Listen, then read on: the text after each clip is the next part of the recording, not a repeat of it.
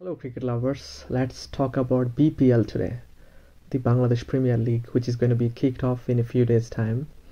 আজকে বিপিএল নিয়ে একটু কথা বলবো। 4 দিন বাকি বিপিএল শুরু হইতে। সো বিপিএল নিয়ে প্রচুর কথা বলার সুযোগ রয়েছে, বিশেষ করে ক্রিকেট প্রেমীদের মাঝে বা ফ্যান্সদের মাঝে প্রচুর সমালোচনা এবং কন্ট্রোভার্সি রয়েছে বিপিএল এর আয়োজন নিয়ে। But before I begin, I would like to thank Bangladesh Cricket Board (BCB) and body for being able to continue each of the edition of BPL till the date. এ পর্যন্ত যতগুলো addition হয়েছে এবং এই 2025-এর addition সহকারে সবগুলো addition successfully করার জন্য বা কন্টিনিউশনের জন্য আমি বিপিএল গভর্নিং বডি বা বাংলাদেশ ক্রিকেট বোর্ডকে ধন্যবাদ জানাই। নিশ্চয়ই they deserve some appreciation and credit, so you got to give it to them. So বিপিএলের প্রতিটি এডিশনে আসলে কম বেশি ল্যাপস ছিল বা ল্যাকিংস ছিল, যদিও প্রথম দিকের এডিশনগুলো খুবই স্ট্যান্ডার্ড ছিল। পরবর্তীতে যে কোনো কারণে আসলে আমাদের বিপিএলের ওভারঅল কোয়ালিটি বা স্ট্যান্ডার্ড খুবই কলাপস করে এবং পুয়ার হয়ে যায়, যেটি আসলে খুবই হতাশার। যেখানে আমরা আইপিএল থেকে আসলে আইপিএলের আদলে কিন্তু বিপিএল, বিগ ব্যাশ বা Sri Lankan Premier League, Caribbean Premier League, হালের Nepal Premier League, Pakistan Super League, তো সবাই কিন্তু ইমপ্রুভ করতেছে মানে সব দিক থেকে। বিশেষ করে আপনি যদি আইপিএল দেখেন, ওরা কিন্তু আইপিএল দিয়ে পুরো ক্রিকেটের ওয়ার্ল্ডে তারা ডমিনেট করতেছে।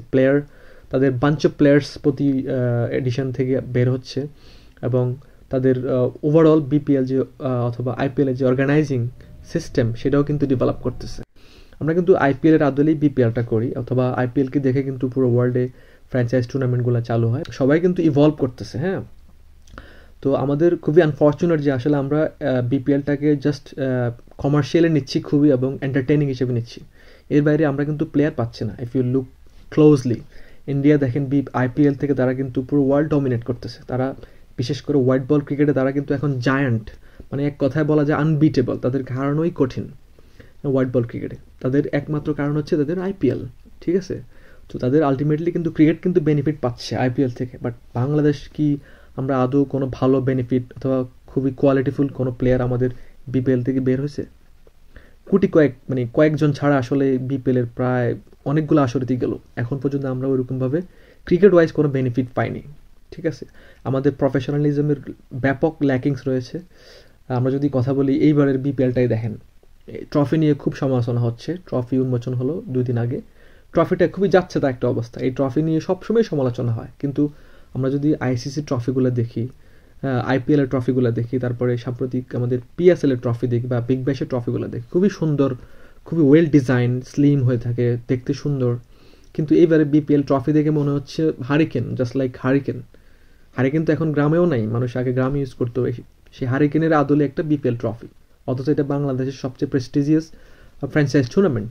আমরা নতুন বাংলাদেশে আছি, অনেক হাই এক্সপেকটেশন আমাদের, নতুন ইনোভেশন হবে। হ্যাঁ, এইবার বিপিএলটা ওভারঅল খুবই ইনোভেটিভ হবে সব ডিপার্টমেন্ট থেকে। কিন্তু শুরুতেই আমরা দেখলাম কি, আমাদের যেই ট্রফি যেটা নিয়ে আসলে সবাই টার্গেট করে খেলবে, সেই ট্রফিটাই হচ্ছে যাচ্ছে তারা কিউরেটর অথবা আমাদের পিচ বা উইকেট। আমরা কিন্তু সবসময় দেখি আমাদের বিপিএল লো স্কোরিং উইকেট হয়।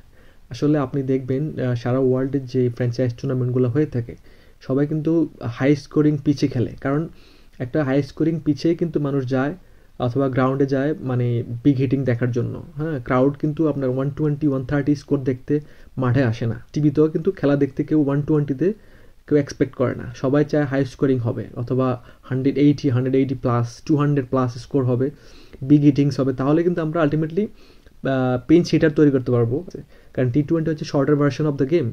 সো এখানে আমরা যদি এটাকে কোনোরকম উত্তেজনাহীন করে তুলি, 100-200-র মধ্যে অল আউট হয়ে যায়, তাহলে কিন্তু আলটিমেটলি কেউই উপভোগ করবে না। বিপিএলের পিচটা অথবা উইকেট খুবই ইম্পর্টেন্ট। আমরা আশা করবো এইবার যারা কিউরেটর্স আছেন অথবা বিপিএল গভর্নিং বডিতে যারা আছেন অর্গানাইজার, তারা এই দিকটাতে অ্যাটেনশন দিবেন এবং এনশিওর করবেন যে ভালো পিচ তৈরি হয়, যেখানে হাই স্কোরিং ম্যাচ হবে, ক্রাউডে এনজয় করবেন, বিগ হিটিংস হবে, 4 ছক্কা হবে। টি20 ম্যাচে কখনো লো স্কোরিং হলে কেউ এনজয় করে না, সেটা প্লেয়ার্সরাও এনজয় করে না। সো টি20 ম্যাচের ন্যাচারই হবে হচ্ছে big hittings, high scoring match. So আমরা আশা করবো এইবার আমাদের উইকেটগুলো কোয়ালিটিফুল হবে, যেখানে আমাদের বিগ স্কোর হবে এবং ক্রাউডটা এনজয় করবেন। সো ট্রফির কথা বললাম, পিচের কথা বললাম, let's talk about commentators or ধারাভাষ্যকার। ধারাভাষ্যকার বিষয়টা খুবই একটা ক্রুশাল ফ্যাক্ট, বিশেষ করে টি-20 গেমে। আপনি দেখবেন ধারাভাষ্যকাররা কিন্তু তাদের ভয়েস দিয়ে প্রতিটা মুহূর্তকে এক্সাইটিং করে তোলেন। আমরা দেখলাম আমাদের প্রতিটা আসরেই ধারাভাষ্যকার প্যানেলটা খুবই যাচ্ছেদা একটা অবস্থা, মানে খুবই পুয়ার কোয়ালিটির ধারাভাষ্যকার নিয়ে আসে আমাদের বিসিবি। যারা কিনা অন্য দেশে আসলে জব পায় না, তারা বাংলাদেশের বিপিএল একদম টপ লিস্টেড তারা কমেন্টেটার্স হয়ে যান। আর এইবারও দেখলাম, যদিও আমরা এবার এক্সপেক্ট করতেছিলাম যে বাংলাদেশে এইবার বিপিএল সব দিক থেকে নতুনত্ব আসবে, খুবই ইনোভেটিভ বিপিএল হবে, বাট এইবারও দেখলাম ধারাভাষ্যকার প্যানেলে কে আছেন?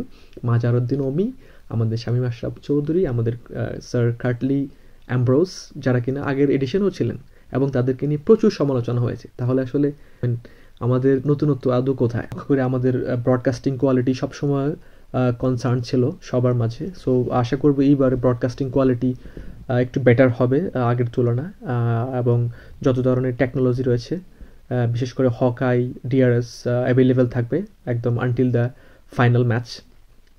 আমাদের সবসময় এমন হয় আমরা হকাই পাই না, আমরা ডিআরএস পাই না, যেটি খুবই হাস্যকর।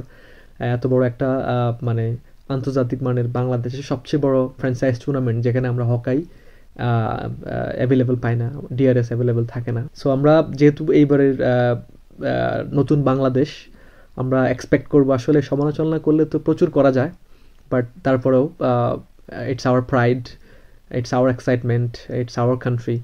সো আমরা সব কিছু ভুলে গিয়ে আশা করবো এইবারে বিপিএল খুব এক্সাইটিং হবে, এবং I really can't wait to witness the inaugural match of the BPL 2025, and I certainly believe that this edition is going to be an exciting one.